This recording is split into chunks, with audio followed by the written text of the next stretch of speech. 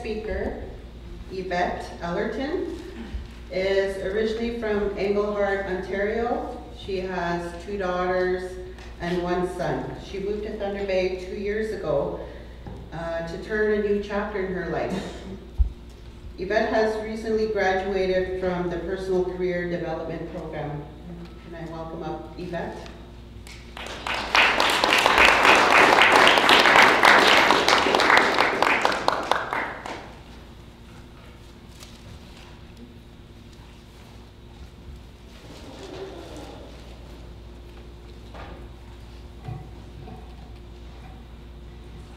Good evening, elected officials, honorable judges, and welcome guests. I am here this evening to talk about food banks and perishable foods here in Thunder Bay.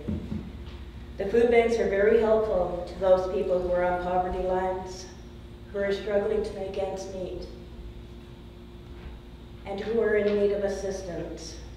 As we know from time to time, we all need a helping hand in any aspect of our lives. The food banks do get very low, but they do never run out. They do distribute some perishables, such as carrots, potatoes, apples, oranges, and onions, but there seems to be never enough. The Thunder Bay Social Services Board put out $80,000 in fresh perishables in the year of 2014.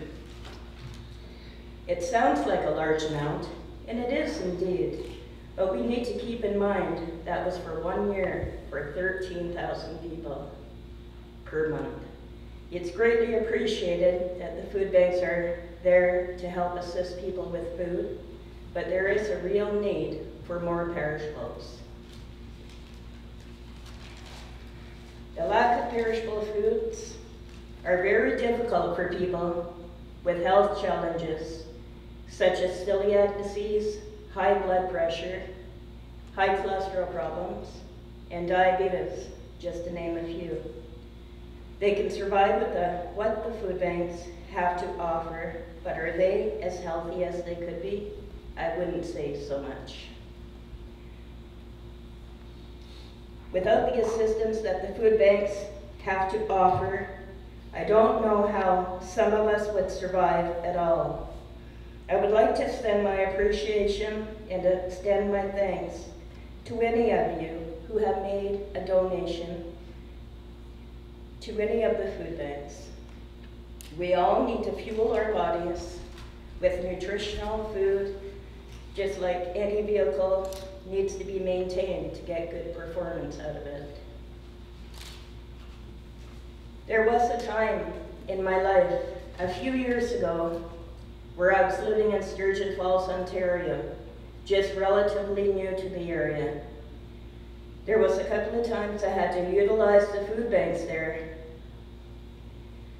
And one time I went to one of the food banks there, and my spirits were so low due to a lot of stress. The lady at the food bank said they didn't have much, but to come on in and see what they had on hand to help me with. She took me into the food room. I started to scan the shelves, and to my eyes, I saw hardly nothing. There was nothing on those shelves. There was pasta sauce, rice, and a couple cans of vegetables.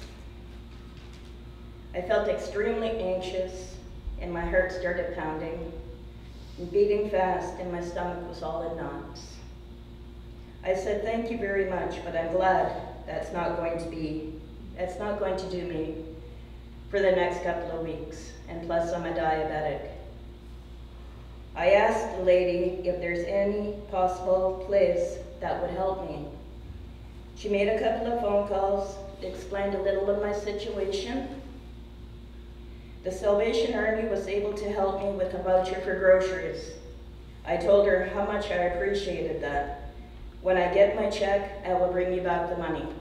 She said they were more than happy to help me, and giving back the funds wasn't necessary, just to pay it forward to someone who may be less fortunate than me someday.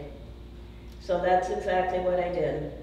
I still had to use the food sparingly to make it last, and even at that, I was lucky if I could eat once a day. As a diabetic, my sugar levels were up and down like a roller coaster. I was feeling pretty ill with not being able to eat properly and the stress which affected my sugars and how I was going to eat. If anyone donating to the food banks, I would suggest, if possible, canned vegetables over pasta would be a better choice.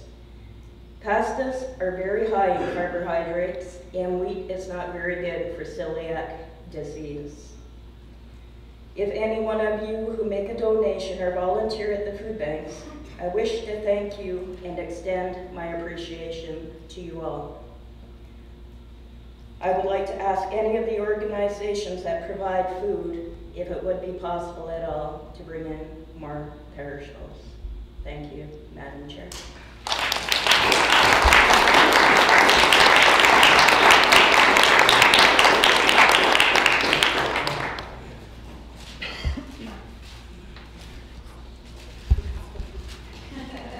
I'd like to welcome our next evaluator.